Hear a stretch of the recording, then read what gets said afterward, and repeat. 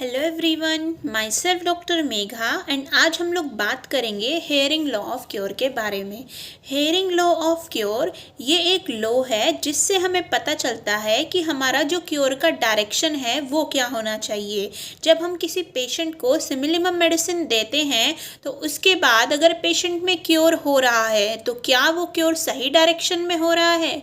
इस लॉ को हम the direction of law of cure के नाम से भी जानते हैं। ये लॉ डॉक्टर कॉन्स्टेंटाइन हेरिंग ने दिया है। Doctor Constantine Hering is also known as the father of American homeopathy. इस लॉ के अकॉर्डिंग जब हम किसी पेशेंट को सिमिलिमम मेडिसिन देते हैं तो direction of law of cure क्या होना चाहिए।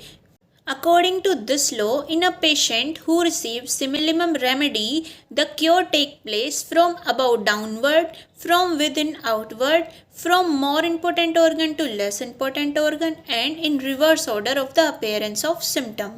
इस लॉ के अकॉर्डिंग हमें पता चलता है कि अगर हमने किसी पेशेंट को सिमिलिमम मेडिसिन दी है तो क्योर का डायरेक्शन होगा ऊपर से नीचे की तरफ, from above downward, from inner to outward. मतलब जो हमारे इंटरनल ऑर्गन्स है वो पहले क्योर होंगे, उसके बाद हमारे एक्सटर्नल ऑर्गन्स क्योर होंगे।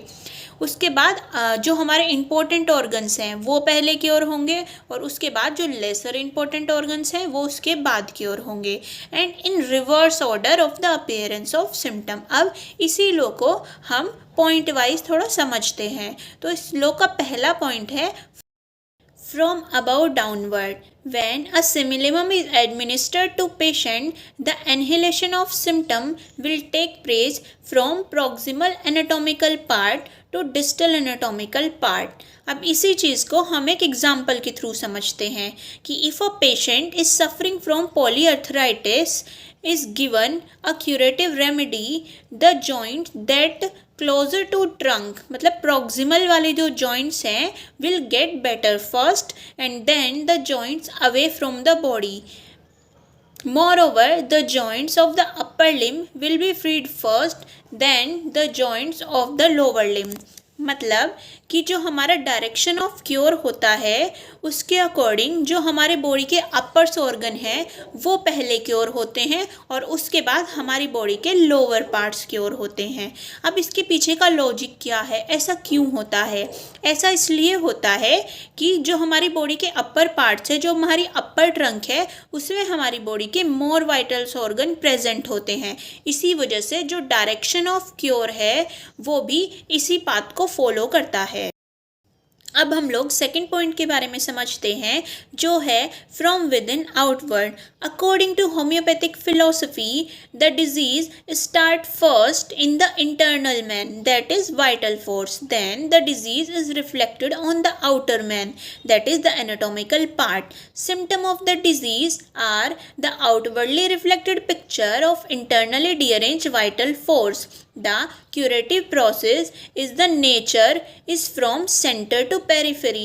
The homeopathic medicine always first ease the inner internal organs, then proceed to the outer part of the body. According to this law, हम लोगों को पता है कि अगर कोई भी डिजीज़ शुरू हुआ है तो वो पहले हमारे इंटरनल ऑर्गन्स को अफेक्ट करता है, पहले हमारे इंटरनल वाइटल फोर्स को अफेक्ट करता है, उसके बाद वो इंटरनल ऑर्गन्स को अफेक्ट करने के बाद वो बाहर आउटवर्ड ऑर्गन्स में रिफ्लेक्ट होता है। तो जब हम किसी पेशेंट को होम्योपैथिक मेडिसिन देते हैं तो वो भी पहले उसके इंटरनल ऑर्गन्स को पहले रिलीफ देगी, उसके इंटरनल ऑर्गन को पहले क्योर करेगी और उसके बाद उसके आउटर जो सफरिंग्स हैं उनको क्योर करेगी। अब हम इसी को एक एग्जाम्पल के थ्रू समझते हैं। जैसे for example, if a patient with complain of both respiratory as well as skin disorder receive a homeopathic remedy, the respiratory complain disappear first and then the skin disorder disappear. This is because the curative process start from inner respiratory organs to outer skin. मतलब पहले उसके respiratory organs cure हुए हैं और उसके बाद उसके skin के सिम्टम डिसअपीयर हुए हैं। ये क्यों हुआ है? क्योंकि जो हमारा law of direction of cure है वो फॉलो करता है कि जो चीज़ पहले इम्पॉर्टेंट है, जो ज़्यादा वाइटल है, उसको पहले सेव करें और उसके बाद उस ऑर्गन को सेव करें जो उससे लेसर इम्पॉर्टेंट है। अब हम लोग थर्ड पॉइंट को समझते हैं, जो है from a more important organ to a less important organ. The curative process is opposite to the disease process. The disease proceeds from lesser important organ to most important organ, whereas the curative process is always from the more important organ to the less important organ. In this context, the importance of particular organ is determined by its role in retaining the life of the patient. To this, जो हमारा cure का process शुरू होता है वो start होता है from a more important organ to a less important organ. अब हम लोग डिसाइड कैसे करेंगे कि कौन सा ऑर्गन ज़्यादा इम्पोर्टेंट है? तो ये डिसाइड होता है उस ऑर्गन के उसके खुद के रोल के अकॉर्डिंग कि वो हमारी बॉडी में क्या रोल प्ले कर रहा है, उसी के अकॉर्डिंग उसके इम्पोर्टेंस को हम डिसाइड करते हैं. अब इसी चीज़ को हम कुछ एग्जाम्पल्स के थ्रू समझते हैं कि if a patient complain of both respiratory as well as skin disorder when receive a homeopathic remedy, the respiratory complaint disappear first and then the skin disorder. मतलब कि उसकी रेस्पिरेटरी कंप्लेंट्स पहले सही होंगी क्योंकि हमारा respiratory system is more vital as compare to our skin system. अब हम दूसरे एग्जाम्पल के थ्रू समझते हैं कि in case of rheumatic fever, if a remedy is administered it cures the cardiac symptom first and finally the joint problem. मतलब जैसे कि किसी को रूमेटिक फीवर हो गया है और उसको कार्डियक कंप्लेन भी हो रही है और साथ ही साथ उसके जॉइंट्स में भी कंप्लेन हो रही है, तो पहले उसके कार्डियक सिम्टम सही होंगे क्योंकि हमारा cardiac system is more vital and उसके बाद उसके जॉइंट्स कंप्लेन सही होंगी. अब हम लोग फोर्थ पॉइंट के बारे में चलते हैं, जो है in the reverse order of the appearance of symptom. This process is very true in chronic case. ये क्रॉनिक केसेस में बहुत इंपॉर्टेंट है. The past history of the patient reveal the list of disease of the patient had suffer within his life. If such case is given a curative remedy we can observe the reverse order of the appearance of symptom. दो symptom of disease that appear last recently will be disappear first. अब इस last हमारे point को समझने के लिए हमें ये जानना पड़ेगा कि पेशेंट की ओवरऑल अब तक की पूरी पास्ट हिस्ट्री क्या रही है.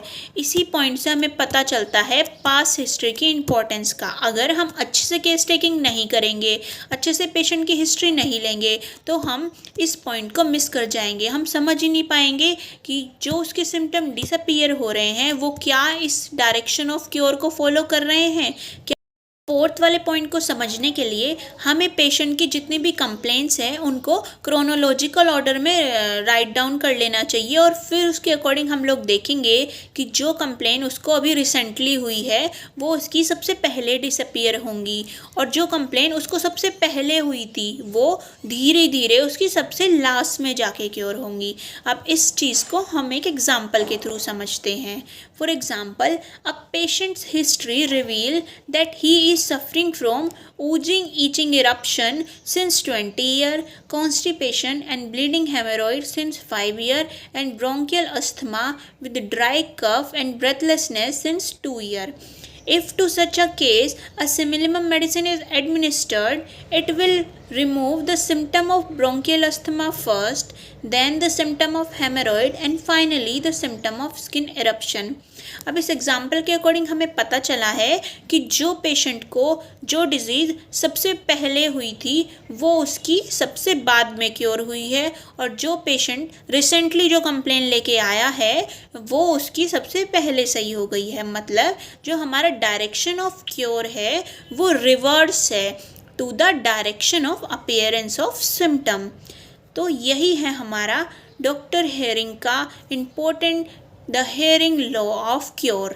अगर हम लोगों को होम्योपैथी में ये ऑब्ज़र्व करना है कि मेडिसिन देने के बाद जो पेशेंट में क्योर हो रहा है क्या वो प्रॉपर हो रहा है, तो उसके लिए हमें इस लॉ के फोर पॉइंट्स को पेशेंट में ऑब्ज़र्व करना होगा.